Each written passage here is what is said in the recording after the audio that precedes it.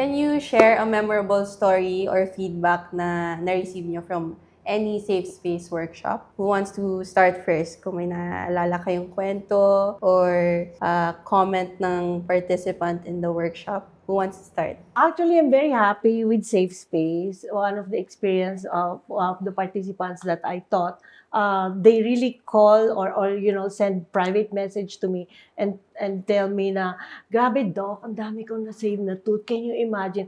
Dapat pala hindi ko na root canal yung mga ngipin dati, ng mga ganong cases, like close to root canal, pwede pa palang ma-save. Yun yung, and then, keeping the tooth alive is really a good thing. And you get to save a lot of patients, avoiding root canal, especially ngayong mga panahon na to. But I'm not anti-endo, ha? Ano lang ako, we want to preserve good tooth structure, either root canal treated or not root canal treated. We want that root restoration to last a long, long time.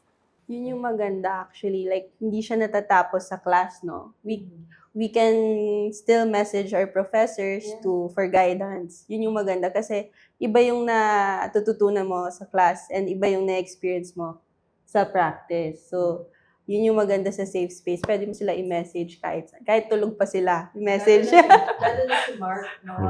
Hindi natutulog si Sir Mark. Pagdating sa machines kasi siya talaga yung tinatanong. Okay. Who else wants to share their experience? I would like to share one of the participants who attended the training in digital dentistry.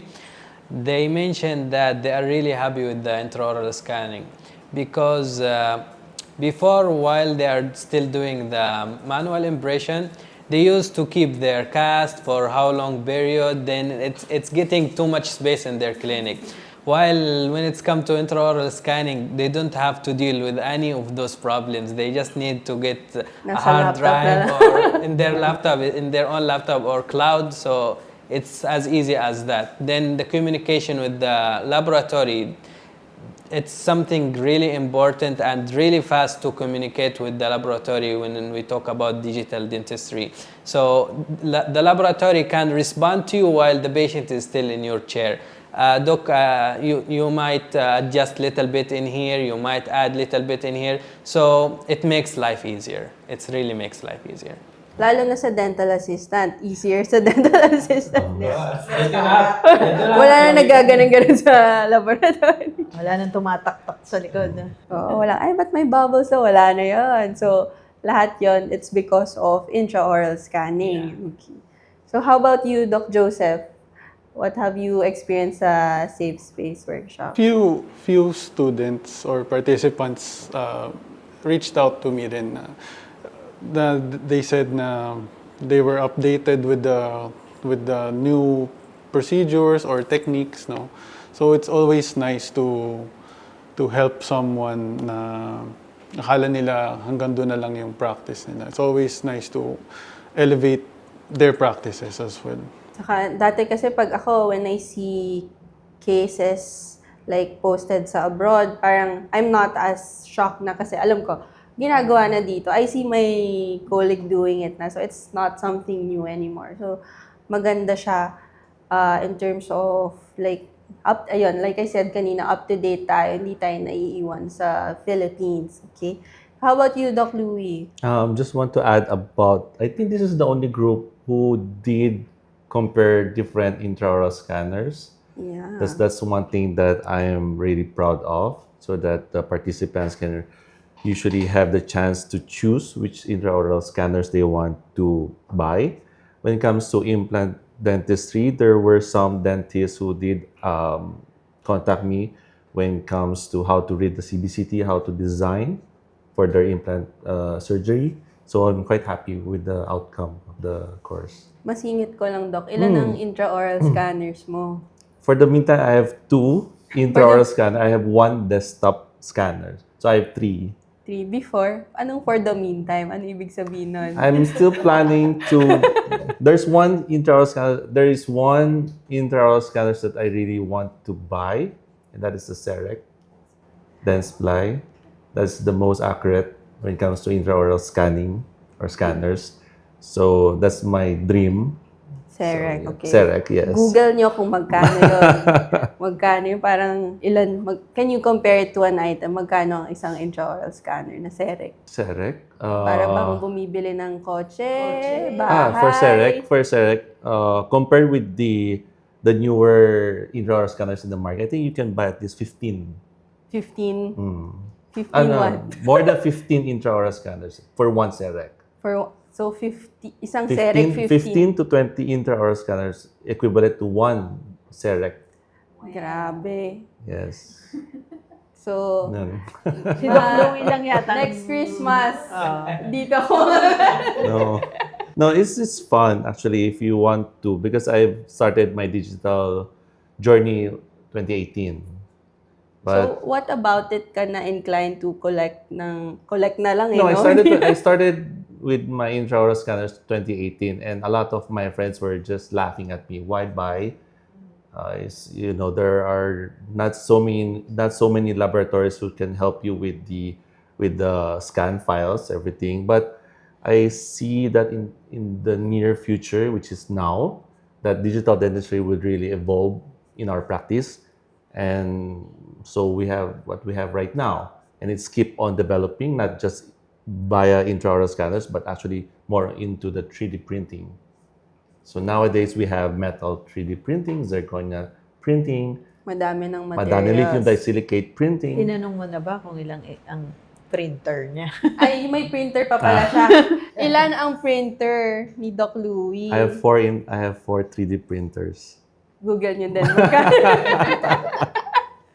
Ang dami. Yes. Mm. So, out of all the intraoral scanners you've tried, ano ang favorite? Depends on your case. Hindi to sponsored. Favorite Yeah, lang. depends on your case. If just for CAS, I use one system. If I do surgical guide, I use another system.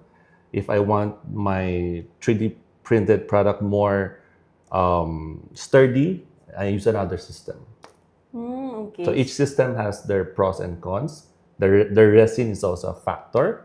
So you have to know each of the system and resins that you're going to use for that one. So I would suggest just don't buy one system. If you can, buy different one, then that's better than so, one. hindi siya all-in-one. For me, in my own opinion, as of the moment, no, Hindi siya. there's no such thing as for one printer and it's good for everything. No. Okay. So, madami tayong iipunin. Yeah. So, what else? What else did you experience? Okay, so some good stories, no? So, ang naririnig ko, whenever I ask them, how are you? How have you been doing? So, hopefully, after this, meron ka ng, like, natutunan or gawin mo na sa mga own practices nyo. It makes me feel happy when I see them posting that they are already doing the 3D printing, no? They're doing the intraoral scanning themselves. And ang narinig ko, one of the feedbacks is, we're an open system. We're not telling them to just buy a certain product or specific product because we are not, pushing them na ito yung bilhin nyo, ito yung bilhin nyo, ito.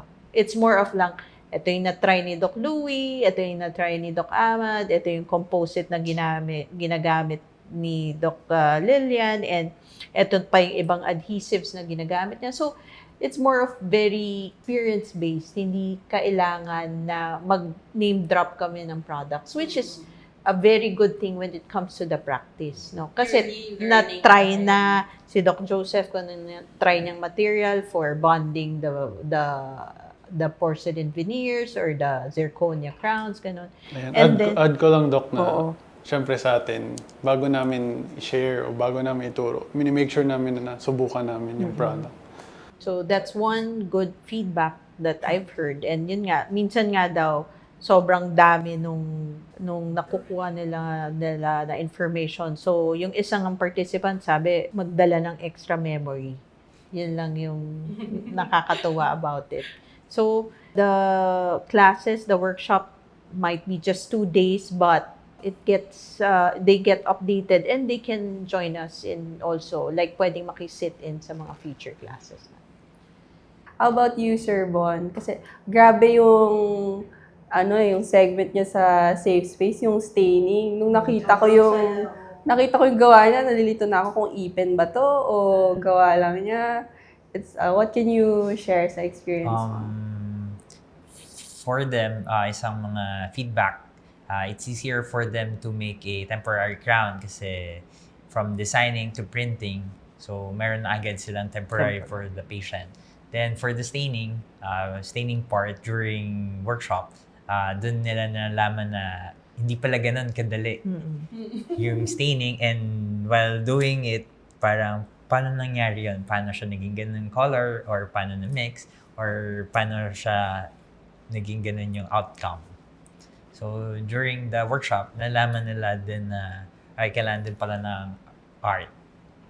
So yun, nakita ko din, na-observe ko sa class, hindi lang yung mga age ko na you would expect na mag-e-enroll. Hindi na ako mag-name drop kung sino ba iba, pero older dentists, more seasoned dentists, nag-e-enroll pa din. And they're trying out to do digital dentistry din, which is nakakatuwa. Saka, very friendly to them yung pagturo. Mas madali mag-transition. Hindi siya ganun nakaka-intimidate. Yun yung nagustuhan ko.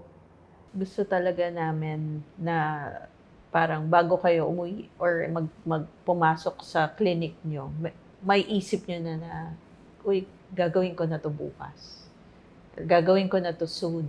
So, all ages to, and also coming from Mindanao, coming from Visayas, and all over. So masaya kami kahit sino pwedeng mag-join.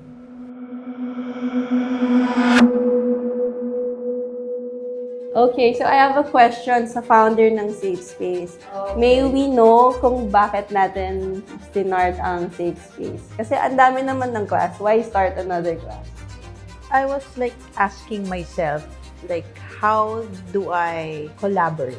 I want dentists to collaborate and have a community of like-minded people, like-minded professionals na who are open to supporting each other, to see them grow their practice, and to be able to say na, uy, natuto ako sa'yo. Thank you. Natuto ako sa'yo.